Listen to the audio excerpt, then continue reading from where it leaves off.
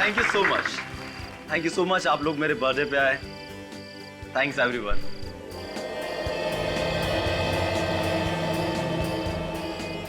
Happy birthday भैया, very very happy birthday. आप चुप चुप चुप। और आपको ना मेरी भी उम्र लग जाए। Thank you so much my cutie pie sister. Have it. Ritvik, पहले मुझे। मैं बड़ा हूं ना, एक्चुअली यू डिजर्व। अच्छा, अब इनके पास तो मेरा नंबर है ना? भैया के बाद भाभी का नंबर है। माया भाभी का है? भाभी का है। किधर चली गई? अभी थोड़ी देर पहले तो उधर ही खड़ी थी।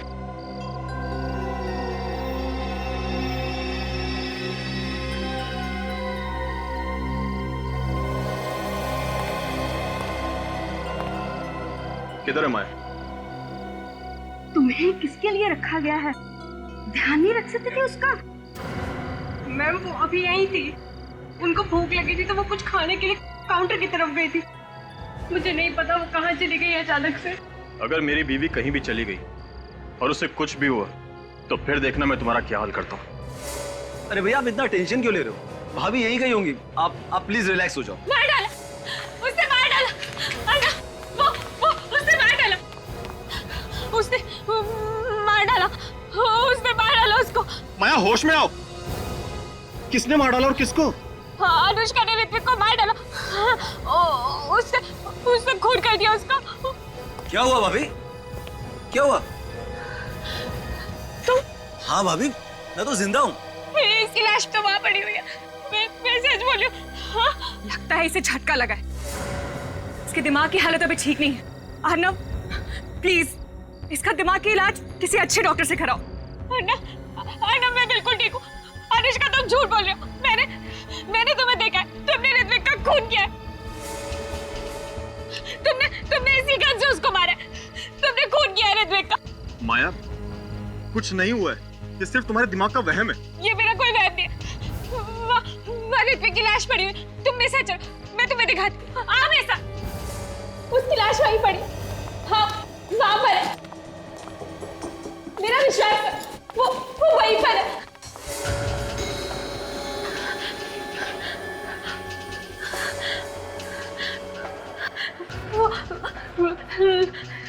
लाश तो यही थी।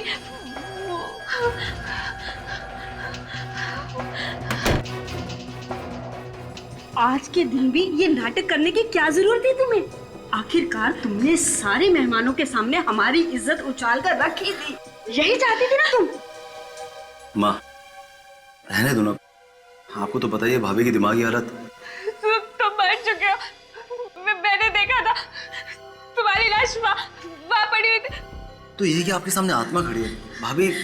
तुम्हारा चेहरा पूरा खून से लथपथ था। तुम्हें अनुष्का ने गोली मारी है।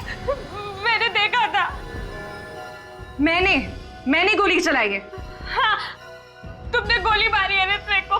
मैंने खुद से देखा और फिर तुम कॉरिडोर में भाग गई। मैंने तुम्हारा पीछा किया। तुम्हारी ये गन पड़ी हुई थी। ये गन मैंने उठाई है। कम ऑन माया, मैं लोगों के साथ बाहर थी, अभी तुमने देखा ना, तो फिर मैं यहाँ कैसे आ सकती हूँ? माया जी, आप आराम कीजिए। यहाँ कुछ भी नहीं हुआ है। हुआ है, यहाँ ऋत्विक का खून हुआ है। अनुष्का ने ऋत्विक का खून किया है। मैंने देखा है। भैया, आप भाभी को घर लेके जाओ। और भैया, भाभी के हाथ से एक गन ले लो, ये किसी को गोली ना मारे। मैंने कोई गोली नहीं मारी है। ये गोली अनुष्का ने मारी है, उसने खून किया है। तुम लोग मेरी बात का विश्वास करो। मैं गन दो। अनुष्का ने खून गन दो। बस बहुत हो गया अभी। हाँ, अब चलो, अब चलो, मैंने बोला।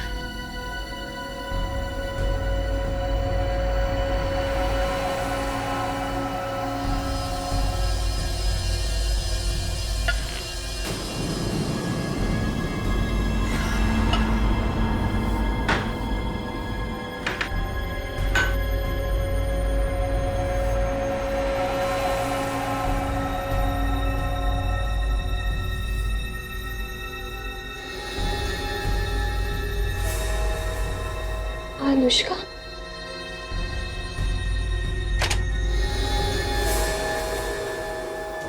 तूने मुझे खून करते हुए देखा था ना, अब तू भी नहीं बचेगी। तुझे भी मरना होगा। नहीं! क्या हुआ माई जी? मार डालेगी। मैं मरना नहीं चाहती। क्या हुआ माया? क्या हुआ? क्या हुआ माया? पता नहीं सर, ये सोते सोते अचानक से चौंक गई और कह रही है कि ये कोई मारना चाहता है। कौन मारना चाहता है माया? वो वहाँ पर खड़ी अनुष्का, वो मुझे मार डालेगी।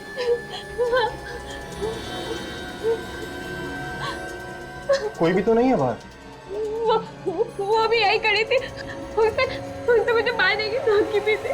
आर्नव, तुम्हें कितनी बार कह चुकी हूँ कि तुम्हारी बीवी का दिमाग खराब हो चुका है। अब इसे घर में रखना ठीक नहीं है, इसे हॉस्पिटल पर जाओ। कैसी बात कर रही हैं आप मॉम? अरे कुछ नहीं हुआ उसको, ठीक हो जाएगी वो। जब इतने दिन तक ठीक नहीं हुई तो अब तक खाक ठीक हो जाएगी। मैं झूठ नहीं बोल रही, आप लोग मेरा विश्वास कीजिए। वो मार डालेगी मुझे, मैं मरना नहीं चाहती। माया, ये वहम निकाल दो अपने दिमाग से प्लीज, और अभी सो जाओ।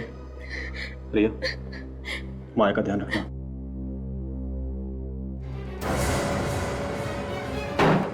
माया, माया, भाभी।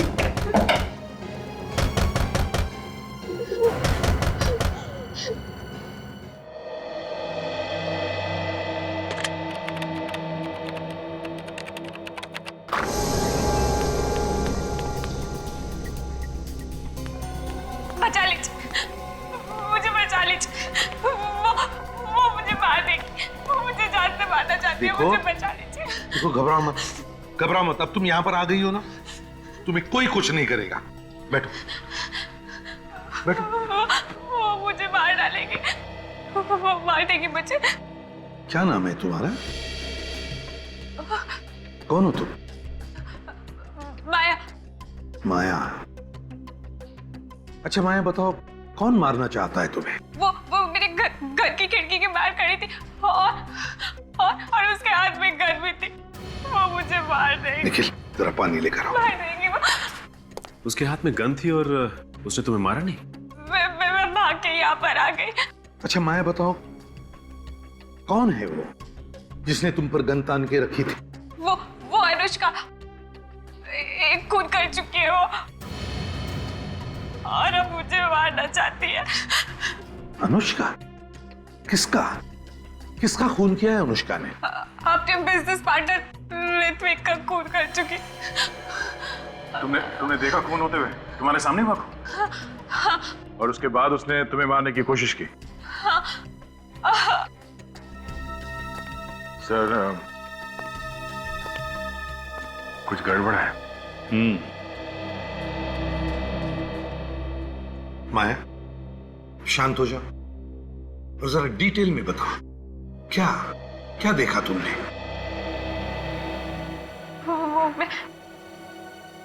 मैं ऋत्विक की बर्थडे पार्टी में गई थी और एक रिसोर्ट में। मेरी तबीयत कुछ ठीक नहीं थी, मुझे नींद सी आ रही थी, इसलिए मैं कमरे में सो गई। जैसे ही गोली चलने की आवाज सुनी, मैं और डर गई। मेरा सर झकरा रहा था, कुछ भी साफ साफ नजर नहीं आ रहा था। मैं और डर गई क्योंकि गोली की आवाज के साथ साथ किसी आदमी की चिल्लाने की आवाज भी थी। जैसे ही मैंने आंखें खोली और देखने की कोशिश की, मैं और भी डर गई।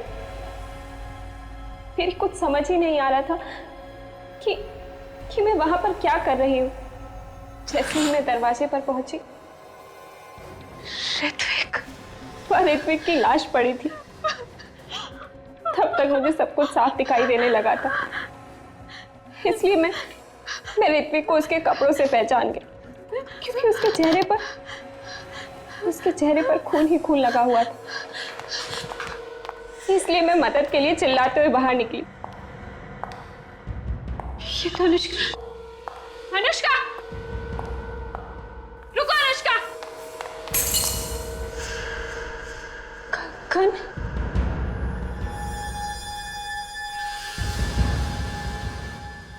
इसका मतलब अनुष्का ने ऋत्विक का खून किया। अनुष्का, अनुष्का रुको। मैं थोड़ी दूर तक उसके पीछे भागी मगर वो अचानक गायब हो गई। ऋत्विक का खून होने के बाद तुमने देखा वो जिंदा था? हाँ? हाँ सर। एक आदमी दो दो जगह पर। एक ऋत्विक वो जिसे तुमने मरा हुआ देखा तुम्हारे ही कमरे में, और दूसरा ऋत्विक वो पार्टी में जिंदा।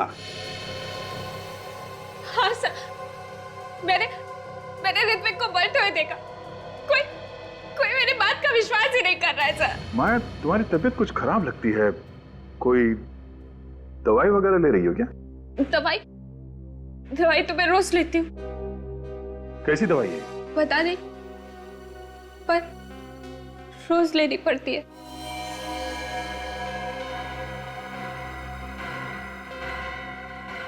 माया, हम तुम्हारे घर वालों से मिलेंगे। तुमने कुछ सोचा माया? तुमने एक जिंदा इंसान की मौत का बवंडर बना दिया। देखो अर्णव, माया को डांटने के लिए नहीं बुलाया तुम्हें यहाँ पर। खून हुआ है वहां पर, समझे? सर अगर खून हुआ होता तो क्या मैं जिंदा होता? सर माया की दिमागी हालत ठीक नहीं है। ये देखिए मेरे पास डॉक्टर की रिपोर्ट भी। सर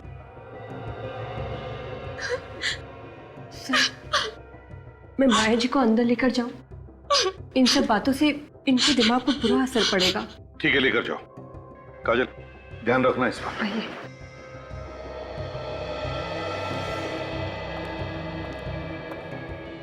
तो बताओ, माया कमरे में गई थी या नहीं? सर गई होगी, हमें क्या पता। वैसे भी ये अर्णव उसे खुद ही ढूंढ रहा था। तुम लोग भी तो ढूंढ रहे थे ना? नहीं, ये दोनों आपस में झगड़ा कर रहे थे। झगड़ा तो चल रहा था, लेकिन इसका ये मतलब नहीं कि वो कुछ भी कहेगी और ऐसे इल्जाम लगाएगी हम पर। किस बात को लेकर झगड़ा हुआ था तुम लोगों में? वो ऋत्विक ने मुझसे कुछ पैसे लिए थे, आज तक लौटा नहीं पाया, तो इसी बात पर हमारे बीच झगड़ा हो रहा था। तुम भी तो गई थी ना माया के घर उसे मारने के लिए? नहीं सर, वो झूठ बोल रही है। मैं तो अपनी स्टूडियो में थी। कोई सबूत है? हाँ सर, गवाह भी है और सबूत भी। आप चाहते हैं तो मैं आपकी बात करवा दूंगी। ठीक है, सबूत भी देख लेंगे। ये बताओ, ये गन माया के पास आई कैसे? बोलती क्यों बंद है तुम तीनों की? कि माया सच तो नहीं बोल रही? खून हुआ है वहां पे, ऋत्विक का नहीं तो किसी और का। सर हम मानते हैं कि माया के हाथ में गन थी सर, लेकिन अगर उस कमरे में किसी का खून हुआ होता तो कम से कम वहां पे लाश तो मिलती, या फिर कमरे में कहीं ना कहीं खून के धब्बे तो मिलते सर। ठीक है, इस बार हम तीनों को छोड़ रहे हैं, लेकिन ध्यान रखना अगर जरूरत पड़े तो फिर से बुला लेंगे। जी सर। जा सकते हो तुम लोग।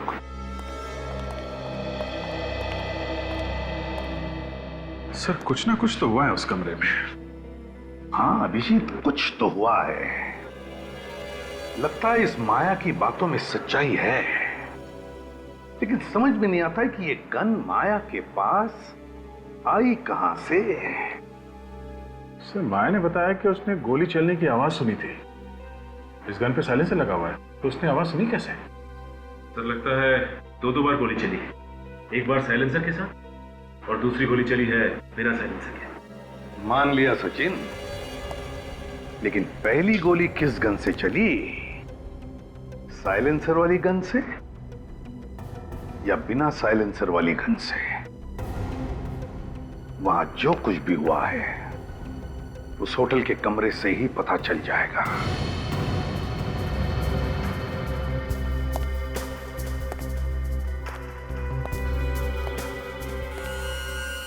ये देखो, गोली यहां पे घुसी है।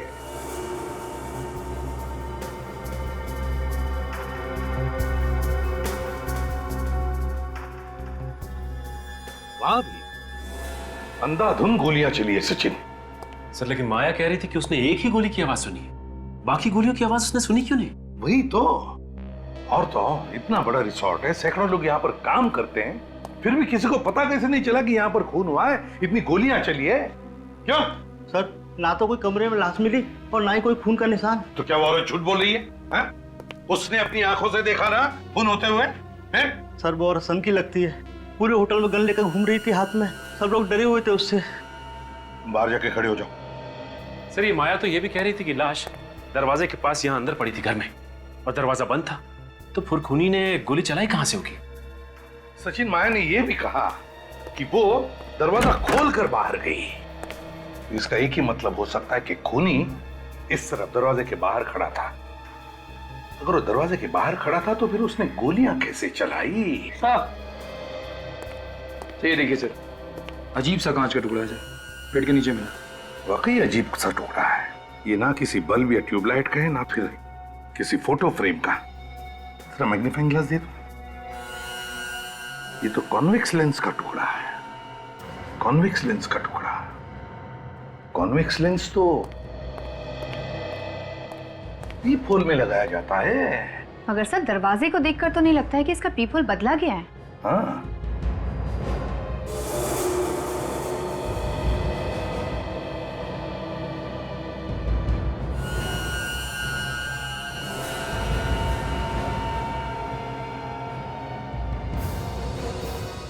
राजल, ना सिर्फ पीप होल बदला गया है बल्कि ये दरवाजा भी बदला गया। दरवाजा बदल दिया क्या? हाँ, दरवाजा भी बदला है। इधर आओ। कमरे का दरवाजा किसने बदला? सर रिसोर्ट में रेनोवेशन काम चल रहा है, शायद किसी ने बदल दिया हो। काम चल रहा है, शायद किसी ने बदल दिया हो। तो फिर वो बड़ा पुराना दरवाजा। सचिन, काम करो, तुम और काजल जाओ और देखो कहीं पर ये दरवाजा मिलता है क्या। सर, हाँ सर एक बात तो समझ में आ गई, गोली पीपोल से ही चली है, दरवाजा भी अंदर से बंद था, फिर लाश कैसे गायब हो गई सर? हाँ, गोलियां पीप होल से चली है और दरवाजा अंदर से बंद था, तो फिर लाश को यहां से गायब कैसे किया गया?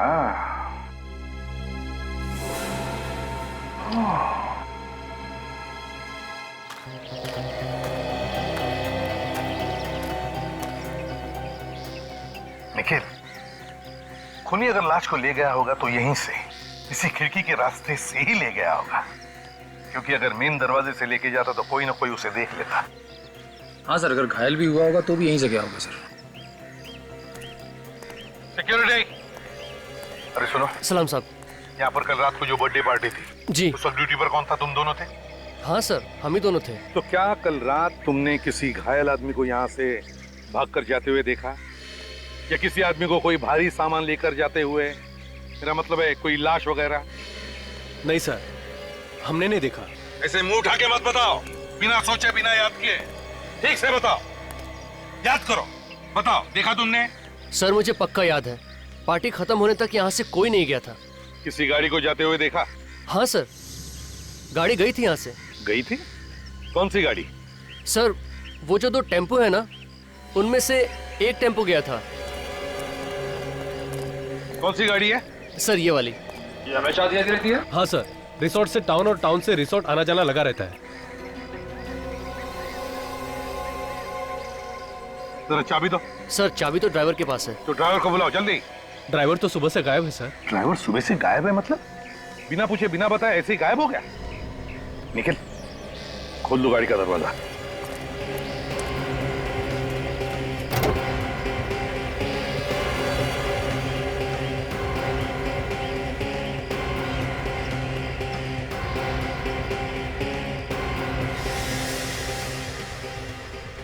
गाड़ी तो एकदम साफ कर दी है। सर ड्राइवर ने बिना पूछे गाड़ी धुलवा डाली थी, उसकी वजह से उसे मैनेजमेंट से बहुत डांट पड़ी थी। बिना पूछे उसने गाड़ी धुलवा दी? जी। अगर कोई खून या उंगलियों के निशान हो तो वो भी धुल गए होंगे।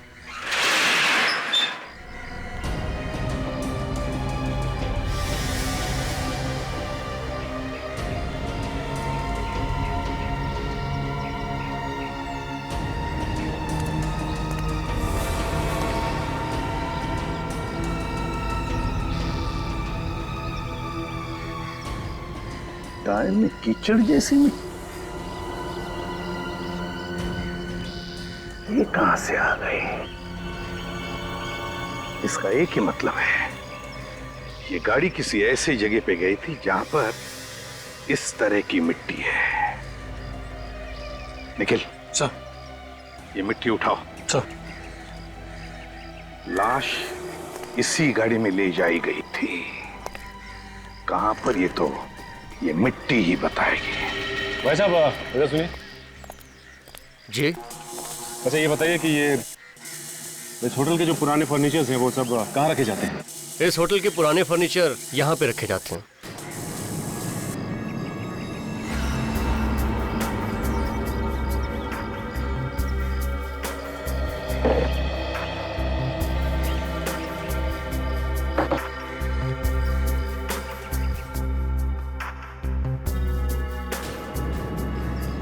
काजल,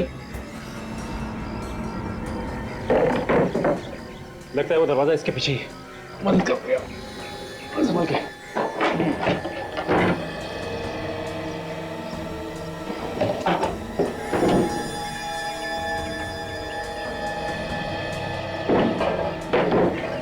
ये देखो,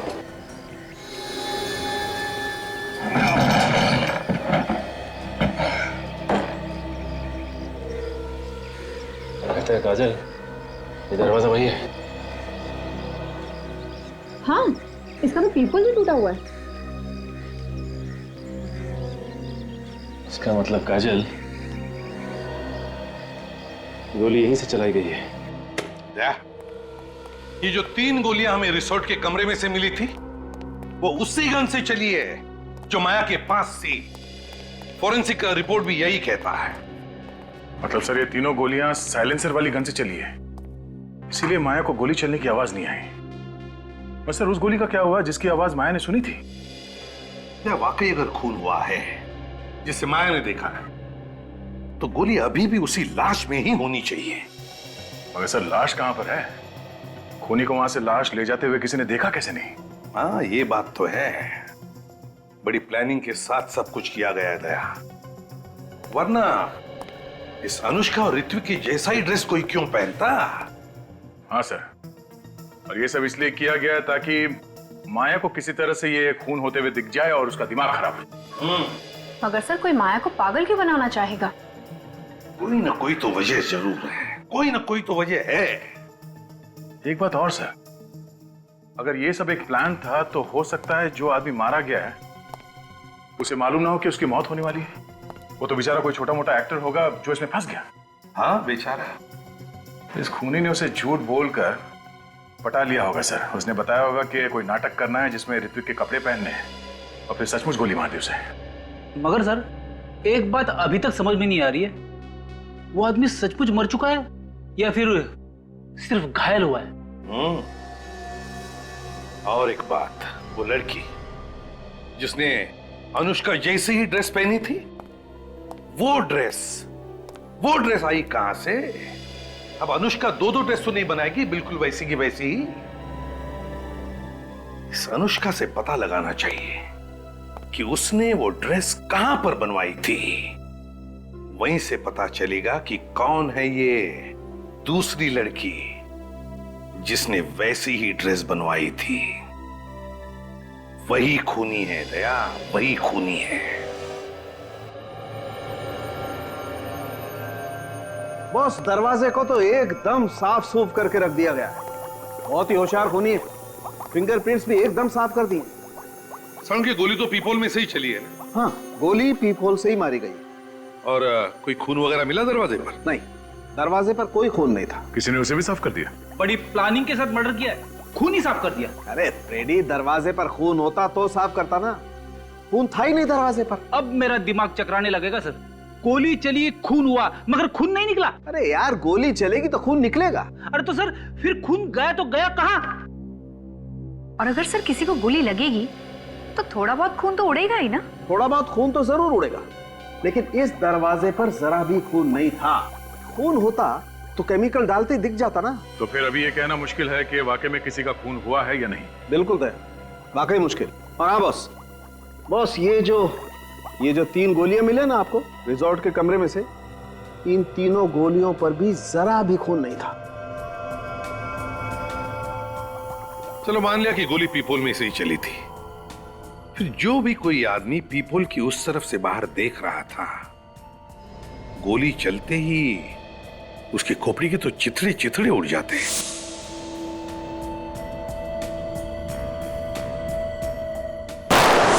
सर ये भी तो हो सकता है कि खोपड़ी के छितड़े ना उड़े हो और गोली अभी भी उसकी खोपड़ी में हो जिसे गोली लगी। हो सकता है, बिल्कुल हो सकता है। सर जो मिट्टी आप लोगों को टेम्पो के टायर में से मिली है वो समुद्र के किनारे की है। उसमें से मुझे छोटे छोटे पत्थर के टुकड़े और सी शेल्स मिले जो अक्सर बीचेस पे पाए जाते हैं। इसका एक ही मतलब है दया, खूनी ने लाश को टेम्पो में डाला और समुद्र के किनारे ले गया। रिसोर्ट के आसपास जो भी बीच है, लाश वहीं पे मिलेगी।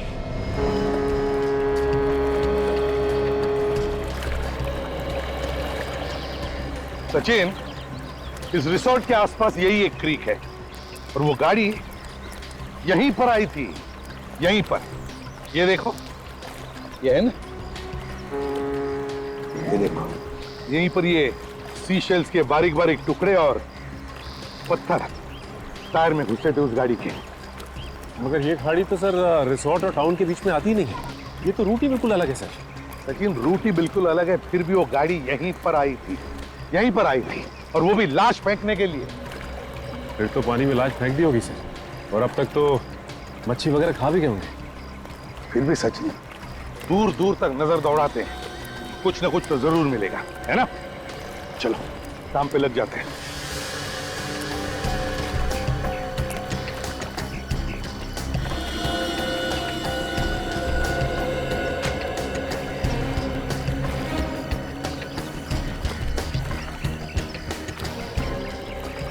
हाँ सचिन, कुछ नहीं सर।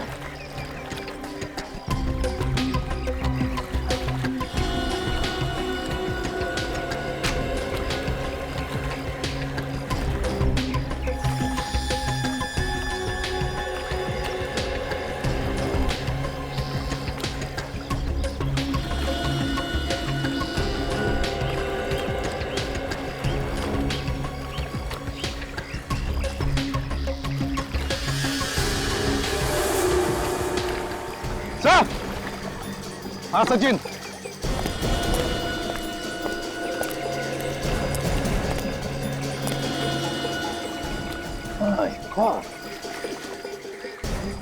लाश इसे पलटा था।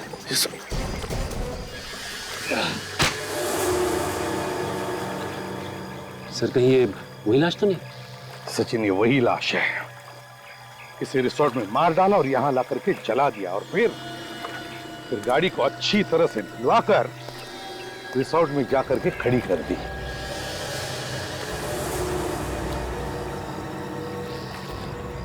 सर। हाँ सचिन,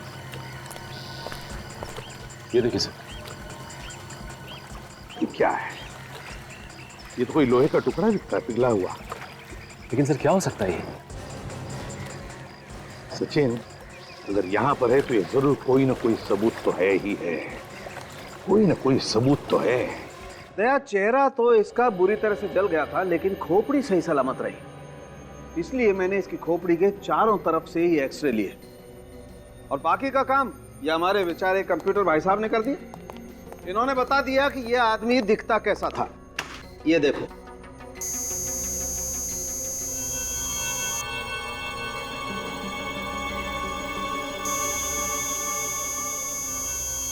चलो, अब तो माया के परिवार वालों में से कोई तो इसे पहचान ही लेगा। और नहीं पहचाना तो? अब नहीं पहचाना तो अब सर मुझे तो लगा था कि केस खत्म हो गया। गड़बड़ हो सकती है फेडी।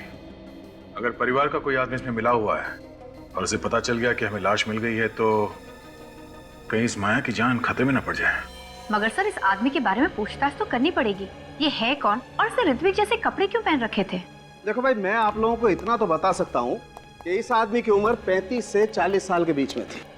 कुछ और पता चला डॉक्टर साहब? हाँ दया, इस आदमी की कलाई की रिस्ट की हड्डी टूटी हुई थी, ये देखो, और इसने प्लास्टर लगाया हुआ है। प्लास्टर लगा हुआ है? मतलब हड्डी अभी अभी हाल ही में टूटी होगी। बिल्कुल। तो किसी हॉस्पिटल में जाके उसने प्लास्टर लगवाया होगा। इस हॉस्पिटल को हम लोग ढूंढ सकते हैं। हाँ सर, इस आदमी की खोपड़ी में से जो गोली मिली थी वो इस गन से नहीं चली, और जो पिघला हुआ लोहे का सामान मिला था वो एक्चुअली एक गन थी। अच्छा, तो जो 3 गोली चली उस कमरे में वो इस गन से चली थी जो माया के पास थी, जिसपे साइलेंसर लगा हुआ था। इसीलिए उसे गोली चलने की आवाज सुनाई नहीं दी। और जिस गन से खून हुआ है उसे पिघला दिया गया, जिसकी आवाज माया ने सुनी। मगर गन को पिघलाना इतना आसान नहीं है। बिल्कुल फ्रेडी, गन को मेल्ट करना वाकई आसान नहीं है। बहुत हाई टेम्परेचर चाहिए, लगभग 1530 डिग्री का टेम्परेचर चाहिए, तभी जाकर के गन का लोहा पिघल सकता है। और दया, ये काम कोई लोहार या कोई वेल्डर ही कर सकता है।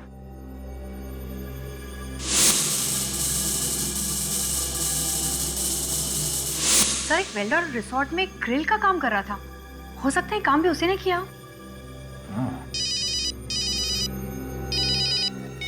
हाँ निखिल, गुड। तुझे पक्का मालूम है? ठीक है। क्या हुआ सर? अनुष्का ने जो ड्रेस पहन रखी थी, ठीक वैसी ड्रेस किसी आदमी ने बनवाई है। पहले इस वेल्डर को पकड़ते हैं, उसका मुंह खुलवाना पड़ेगा।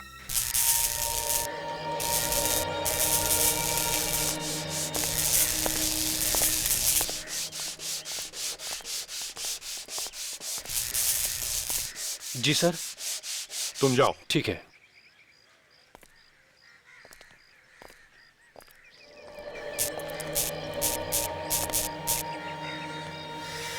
अरे सर, आप खूनी का पता चला? नहीं, अब तक पता नहीं चला, लेकिन बहुत जल्दी पता चल जाएगा। साहब, खूनी जरूर पकड़ा जाना चाहिए। एक बात बताओ, ये जो तुम्हारा वेल्डिंग का रॉड है ना, इसमें से कितना टेम्परेचर बाहर निकलता है?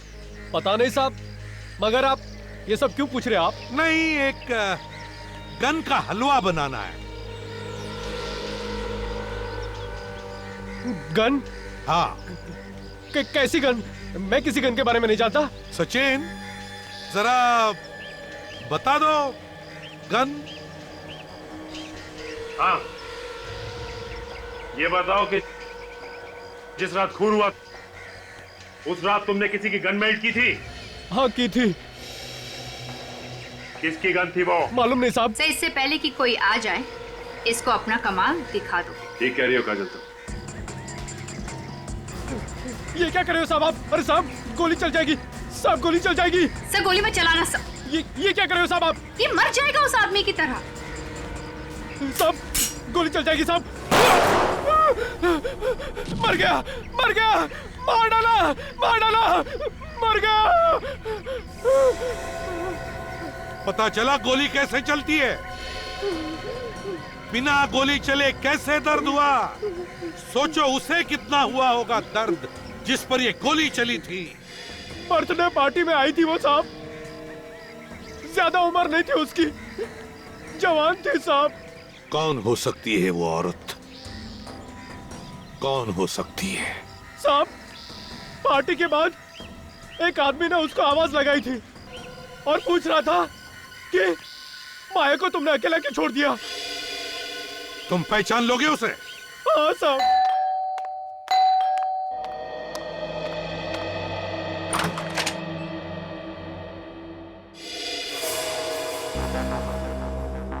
सर, आप लोग यहाँ मेरे घर में? क्यों? हमारा यहाँ आना मना है क्या? नहीं सर, ऐसी कोई बात नहीं है। आप लोग अचानक ऐसे आ गए। खैर, कुछ पता चला उस रात किसका खून हुआ था और किसने किया? घबराइए नहीं अनुष्का जी, हमें यह तो पता चल ही गया है कि आपके जैसी ड्रेस कौन लेके आया। कौन मेरे खिलाफ साजिश कर रहा है? आप बस उसका नाम बताइए। मैक्स, पता चल जाएगा। वो यहीं रहता है, इसी घर में। मेरे घर में? हाँ, और उसकी हिम्मत तो देखिए, यहीं इस घर में रहता है और वो माया को पागल बनाने की कोशिश कर रहा था और आपको पता ही नहीं चला। नहीं नहीं, ये कैसे हो सकता है सर? जानती हो इसे? ज्ञान? हाँ, ज्ञान। जी हाँ, ये मेरे पति हैं। ये तुम्हारे पति हैं? हाँ, क्यों? अनुष्का जी, उस रात होटल में इन्हीं का खून हुआ था।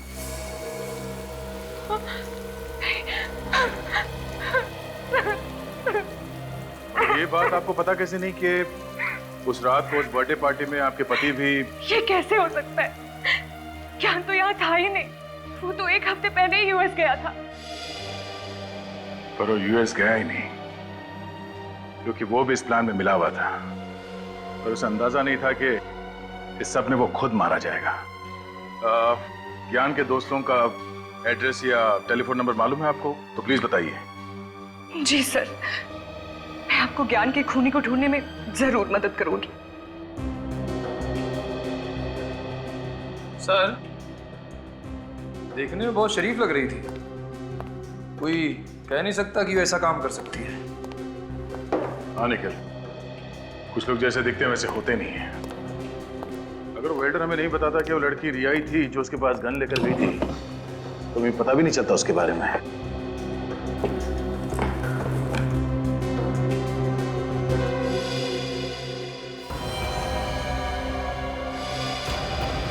ये रिया किसी एक डॉक्टर के पास नहीं जाती थी, अलग अलग डॉक्टरों के पास जाके अलग अलग दवाइयां लिखवा कर लाती थी। बहुत सारे प्रिस्क्रिप्शन रखे हुए यहाँ पे, बहुत हेरफेर है इन दवाइयों का।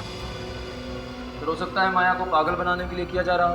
मगर रिया नर्स होकर ऐसा कर क्यों रही है? जरूर कोई ना कोई है जो रिया से सब करवा रहा है। सर, हाँ निखिल, ये देखिए।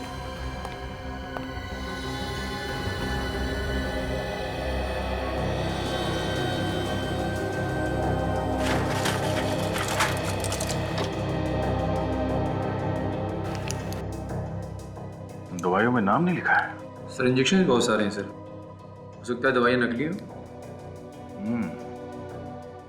ये नर्स लोगों को बचाने का काम कम करती है, लोगों को मारने का काम ज्यादा। हाँ सचिन, इस रिया का मोबाइल के बारे में पता चला? उसकी लोकेशन क्या है? नहीं पता चला। अच्छा, मालूम हुआ कि वो ज्यादा किससे बात करती थी?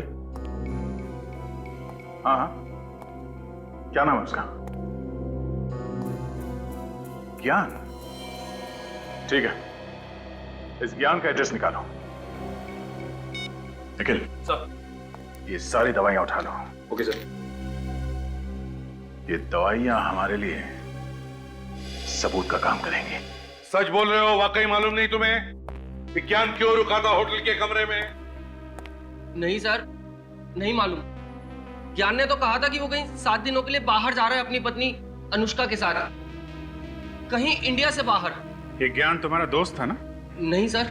सर, जिस ट्राई स्टार होटल में ज्ञान ठहरा हुआ था उसका मैनेजर आ रहा है सर। गुड। तो उसने अपने सारे प्लान दबा के रखे हुए थे, इसीलिए किसी को कुछ नहीं बताया। Manager try star hotel? हाँ सर, मेरा नाम कंसाकिया है, मैं ही होटल ट्राई स्टार का मैनेजर हूँ। बस तो जल्दी से ज्ञान के बारे में क्या जानते हो बताओ। ये देखिए सर, ये उस टैक्सी का बिल है जिस टैक्सी में होटल का ड्राइवर ज्ञान को ले जाता था। सुरती नगर खान? तुमने ड्राइवर से पूछा नहीं कि ज्ञान वहाँ पे क्या करने जाता था? पूछा था सर, पर उसे कुछ नहीं मालूम। उसे वो जगह तो मालूम होगी ना जहाँ पे वो ज्ञान को छोड़ता था? हाँ, ये उसे जरूर पता होगा। बस तो वहीं पे पता चलेगा कि ये सारा मामला है क्या। ये फैक्ट्री तो बंद पड़ी, फिर ज्ञान यहाँ क्या कर रहा था? अरे आप लोग कौन हैं और यहाँ क्यों आए? हम लोग सीआईडी से कुछ पूछताछ करने आए। पर मैंने तो कोई गुनाह नहीं किया है। वैसे आप हैं कौन? हर्षवर्धन, इस फैक्ट्री का मालिक। हर्षवर्धन जी, जरा ये देखिए, आप इस आदमी को पहचानते हैं? ये तो ज्ञान है, इसे क्या हुआ? इसका खून हो गया। खून? किसने किया सर? वही पता करने की कोशिश कर रहे हैं हम लोग। वैसे आप ज्ञान को कैसे जानते हैं? सर, ये मेरी भतीजी माया का पति था। क्या? माया का पति? आप होश में है ना? माया का पति कोई और है, वो जिंदा है। देखिए साहब, आपको कुछ धोखा हुआ है। माया का पति यही है और आज ये मेरे पास आने वाला था जायदाद के पेपर्स लेने। किस जायदाद के पेपर्स? वही जो माया की है। तो ये सब जायदाद का चक्कर है। हर्षवर्धन जी, आप हमारे साथ ब्यूरो चलिए, वहीं दूध का दूध और पानी का पानी हो जाएगा। आर्नव, तुम माया के पति हो? तो फिर ज्ञान कौन है? ज्ञान? कौन ज्ञान? माया का पति। अरे माया का पति मैं हूं, मैं। और आप कैसे अंकल है? मैंने तो आज से पहले आपको कभी देखा ही नहीं। बंद करो तुम लोग ये नाटक। क्या है सब? ये सब जायदाद पाने का चक्कर है। धन के पीछे पड़े सब लोग। माया को जबरदस्ती पागल बनाया जा रहा है ताकि कोई उसका पति बनकर उसकी जायदाद लूट सके। खुद ही देख लो।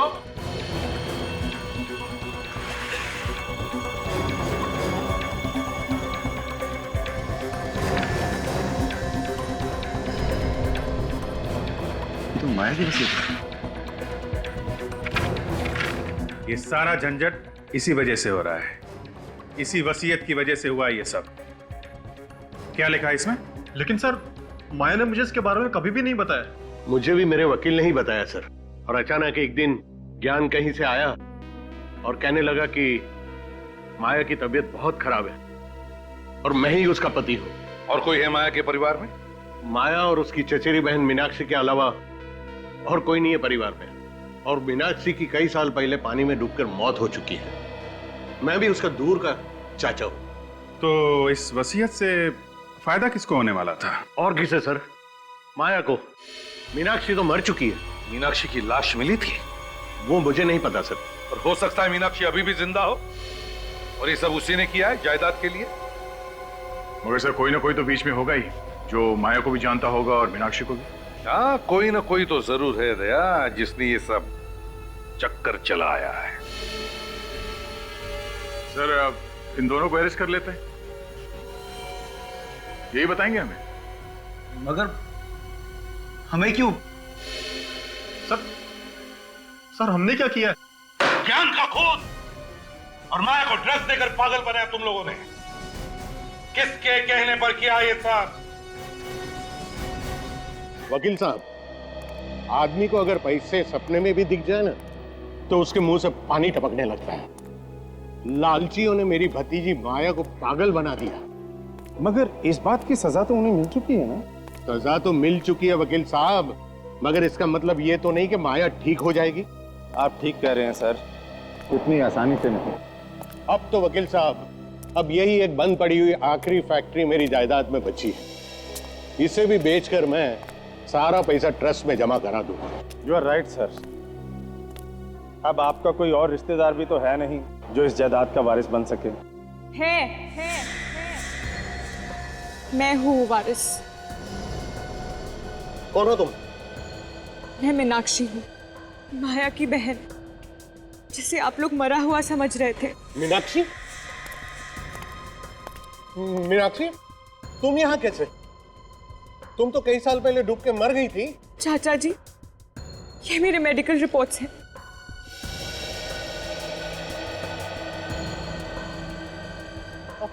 अब तक सामने क्यों नहीं आई? मेरी बात का लोग विश्वास नहीं करेंगे, मुझे इस बात का डर था। हाँ, तुम्हारा डर सही था भी। हम भी तो यही पूछने वाले हैं कि इतने दिनों से कहां छुपी थी तुम और क्यों? सीआईडी। हाँ, सीआईडी। तुम्हें लगा कि ऋतिक और अर्णव ये तो पकड़े जा चुके हैं, केस खत्म। अब तुम खुल के सबके सामने आ सकती हो। यहाँ आने का रास्ता भी हमने ही खोला है। अनुष्का जी, आई एम सॉरी, मीनाक्षी जी है, ताकि यहाँ खुद आकर तुम कहो कि सारी जायदाद की वारिस मैं ही हूं।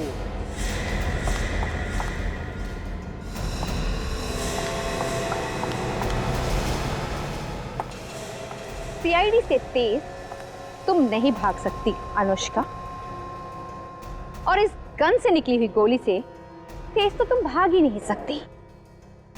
गोली कितने स्पीड से निकलती है मालूम है तुम्हें? 1 सेकंड में 900 किलोमीटर। जब स्पीड ही नहीं मालूम तो भागी क्यों?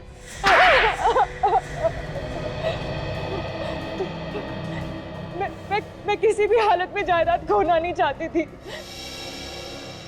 जायदाद की याद से ही मेरा दिमाग खराब हो जाता था। तुम्हारा पति ज्ञान भी मिला हुआ था इसमें? नहीं सर, वो तो बस मेरा नाम का पति था तो मेरा गुलाम। सुना, अपने पति को गुलाम कह रही। एक जमाना था जब औरतें अपने पति को भगवान मानती थी सर, और ये तुमने अपने पति ज्ञान को ऋत्विक के कपड़े पहना दिए और फिर उस पर गोली चला दी। उस बेचारे को पता भी नहीं चला होगा कि मौत कब आ गई। आधी जायदाद तो तुम्हें वैसे ही मिल जाती, तो फिर उस बेचारी माया को पागल बनाने की क्या जरूरत थी? मुझे पूरी जायदाद चाहिए थी। आधी जायदाद भी तो करोड़ों रुपयों की है। बचपन में ही मेरे माँ बाप मर गए थे। मुझसे सब कोई नफरत करता था, सब माया को ही प्यार करते थे, और ये सब देखकर मैं अंदर ही अंदर रोती थी सर। तो तुमने माया को पागल बना दिया, ऊपर से अपने पति का भी खून कर दिया। अब जिंदगी भर जेल में सड़ते रहना, फांसी का ऑर्डर आने तक।